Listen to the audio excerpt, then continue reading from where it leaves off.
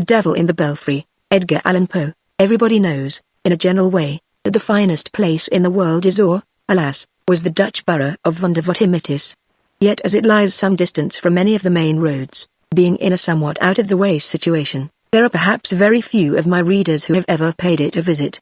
For the benefit of those who have not, therefore, it will be only proper that I should enter into some account of it.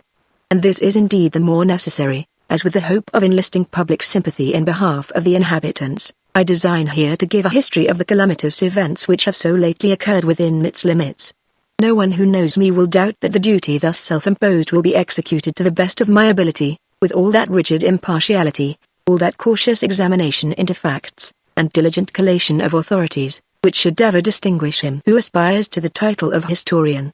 By the united aid of medals, manuscripts, and inscriptions, I am enabled to say, positively, that the borough of Vondervottimitis has existed, from its origin, in precisely the same condition which it at present preserves. Of the date of this origin, however, I grieve that I can only speak with that species of indefinite definiteness which mathematicians are, at times, forced to put up within certain algebraic formulae. The date, I may thus say, in regard to the remoteness of its antiquity, cannot be less than any assignable quantity whatsoever. Touching the derivation of the name Vondervottimitis, I confess myself, with sorrow, equally at fault. Among a multitude of opinions upon this delicate point, some acute, some learned, some sufficiently the reverse, I am able to select nothing which ought to be considered satisfactory. Perhaps the idea of Grog's wig nearly coincident with that of Cruitaplenty is to be cautiously preferred. It runs : Vondervottimitis Vonder, Dondervottimitis, quasi und blitzes obsol : pro blitzen. This derivative, to say the truth, is still countenanced by some traces of the electric fluid evident on the summit of the steeple of the house of the town council. I do not choose, however, to commit myself on a theme of such importance, and must refer the reader desirous of information to the Orate Unculi Daribus Preta Veteris, of Dunducts. See, also, Blunderbuzzard de Derivation Ibus, pp. 27 to 5010, folio, Gothic edit, red and black character, catchword and no cipher, wherein consult, also, marginal notes in the autograph of Star and Puff, with the sub-commentaries of Grunt and Gazelle. Notwithstanding the obscurity which thus envelops the date of the foundation of Vondervottimitis, and the derivation of its name, there can be no doubt, as I said before, that it has always existed as we find it at this epoch. The oldest man in the borough can remember not the slightest difference in the appearance of any portion of it, and, indeed, the very suggestion of such a possibility is considered an insult. The site of the village is in a perfectly circular valley, about 1/4 mile in circumference, and entirely surrounded by gentle hills, over whose summits the people have never yet ventured to pass. For this they assign the very good reason that they do not believe there is anything at all on the other side. Round the skirts of the valley, which is quite level, and paved throughout with flat tiles, extends a continuous row of 60 little houses. These, having their backs on the hills, must look, of course, to the center of the plain, which is just 60 yards from the front door of each dwelling. Every house has a small garden before it, with a circular path, a sundial, and 24 cabbages. The buildings themselves are so precisely alike, that one can in no manner be distinguished from the other. Owing to the vast antiquity, the style of architecture is somewhat odd, but it is not for that reason the less strikingly picturesque. They are fashioned of hard-burned little bricks, red, with black ends, so that the walls look like a chessboard upon a great scale. The gables are turned to the front, and there are cornices, as big as all the rest of the house, over the eaves and over the main doors. The windows are narrow and deep, with very tiny panes and a great deal of sash. On the roof is a vast quantity of tiles with long curly ears. The woodwork, throughout, is of a dark hue, and there is much carving about it, with but a trifling variety of pattern for, time out of mind. The carvers of Vondervottimitis have never been able to carve more than 2 objects, a timepiece and a cabbage. But these they do exceedingly well, and intersperse them, with singular ingenuity, wherever they find room for the chisel. The dwellings are as much alike inside as out, and the furniture is all upon one plan. The floors are of square tiles. The chairs and tables of black-looking wood with thin crooked legs and puppy feet. The mantelpieces are wide and high, and have not only timepieces and cabbages sculptured over the front, but a real timepiece, which makes a prodigious ticking, on the top in the middle, with a flower pot containing a cabbage standing on each extremity by way of outrider. Between each cabbage and the timepiece, again, is a little Chinaman having a large stomach with a great round hole in it, through which is seen the dial plate of a watch. The fireplaces are large and deep, with fierce crooked-looking fire dogs. There is constantly a rousing fire, and a huge pot over it, full of sauerkraut and pork, which the good woman of the house is always busy in attending. She is a little fat old lady, with blue eyes and a red face, and wears a huge cap like a sugar loaf, ornamented with purple and yellow ribbons.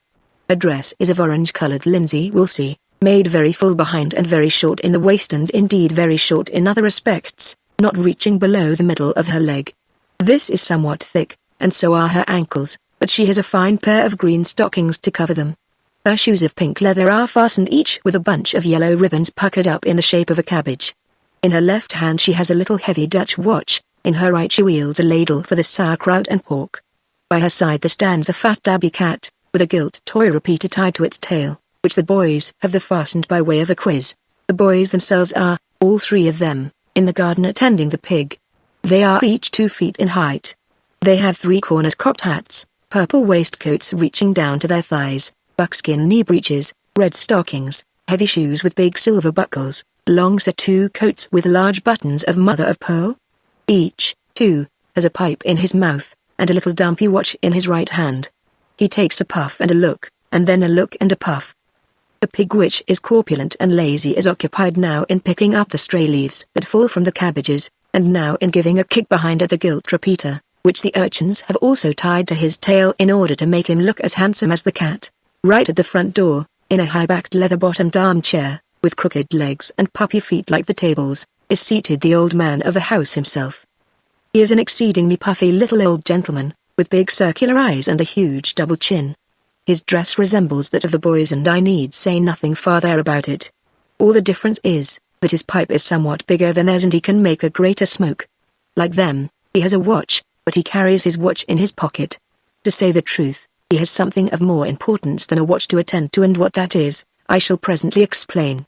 He sits with his right leg upon his left knee, wears a grave countenance, and always keeps one of his eyes, at least, resolutely bent upon a certain remarkable object in the center of the plain. This object is situated in the steeple of the house of the town council. The town council are all very little, round, oily, intelligent men, with big saucer eyes and fat double chins, and have their coats much longer and their shoe buckles much bigger than the ordinary inhabitants of Vondervottimitis.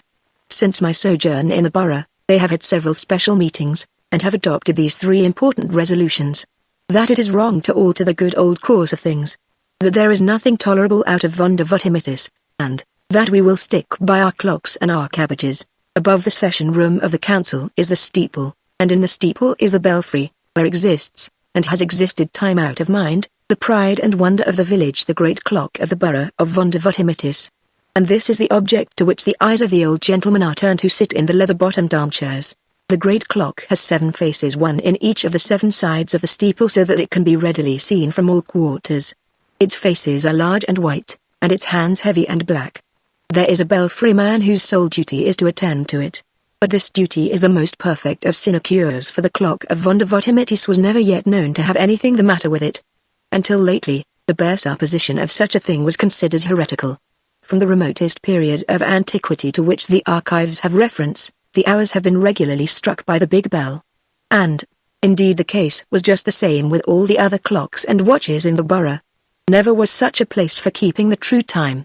When the large clapper thought proper to say 12 o'clock, all its obedient followers opened their throats simultaneously, and responded like a very echo. In short, the good burghers were fond of their sauerkraut, but then they were proud of their clocks. All people who hold sinecure offices are held in more or less respect, and as the belfry man of Vondervottimitis has the most perfect of sinecures, he is the most perfectly respected of any man in the world. He is the chief dignitary of the borough, and the very pigs look up to him with a sentiment of reverence. His coat-tail is very far longer, his pipe, his shoe buckles, his eyes, and his stomach, very far bigger than those of any other old gentleman in the village, and as to his chin, it is not only double, but triple. I have thus painted the happy estate of Vondervottimitis. Alas, that so fair a picture should ever experience a reverse.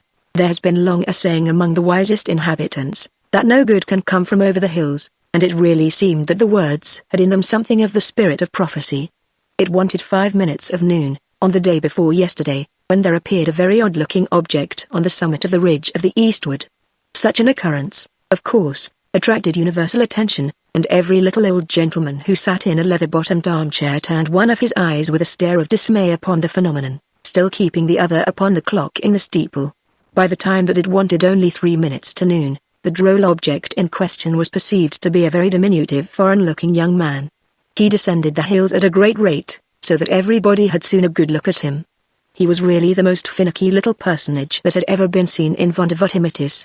His countenance was of a dark snuff color, and he had a long hooked nose, big eyes, a wide mouth, and an excellent set of teeth, which latter he seemed anxious of displaying, as he was grinning from ear to ear.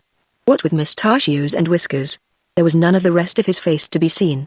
His head was uncovered, and his hair neatly done up in papillotes. His dress was a tight-fitting swallow-tailed black coat, from one of whose pockets dangled a vast length of white handkerchief, black kerseymere knee breeches, black stockings, and stumpy-looking pumps, with huge bunches of black satin ribbon for bows. Under one arm he carried a huge chapeau de bras, and under the other a fiddle nearly 5 times as big as himself. In his left hand was a gold snuff-box, from which, as he capered down the hill, cutting all manner of fantastic steps, he took snuff incessantly with an air of the greatest possible self-satisfaction. God bless me! Here was a sight for the honest burghers of Vondervottimitis. To speak plainly, fellow had, in spite of his grinning, an audacious and sinister kind of face, and as he curvetted right into the village, the old stumpy appearance of his pumps excited no little suspicion, and many a burgher who beheld him that day would have given a trifle for a peep beneath the white cambric handkerchief which hung so obtrusively from the pocket of his swallow-tailed coat.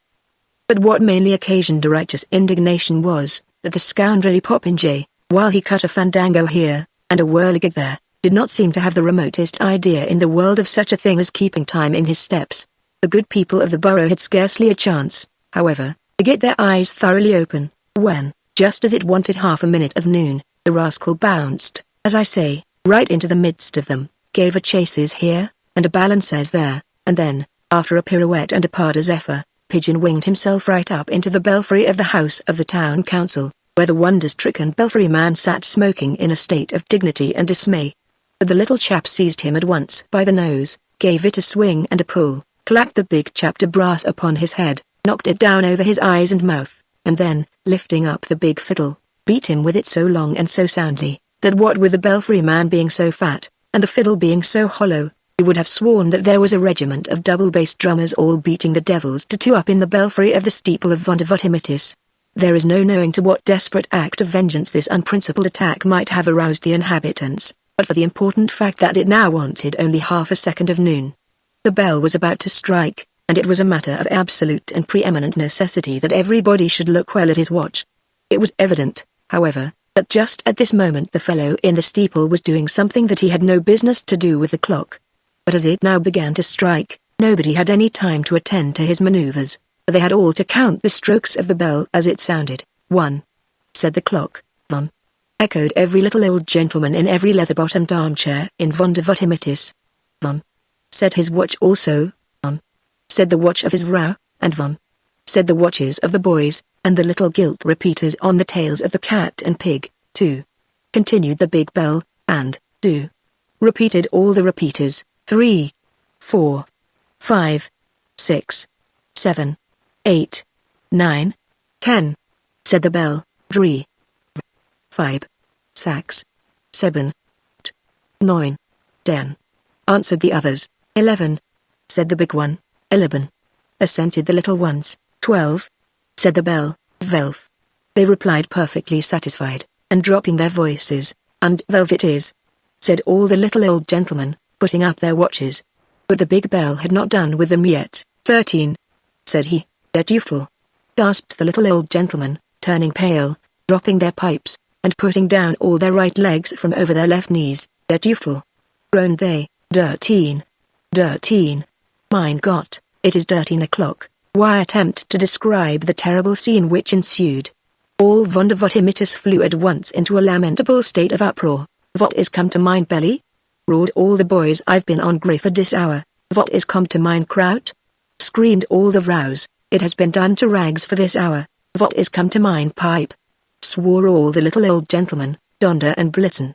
It has been smoked out for this hour. and they filled them up again in a great rage, and sinking back in their armchairs, puffed away so fast and so fiercely that the whole valley was immediately filled with impenetrable smoke.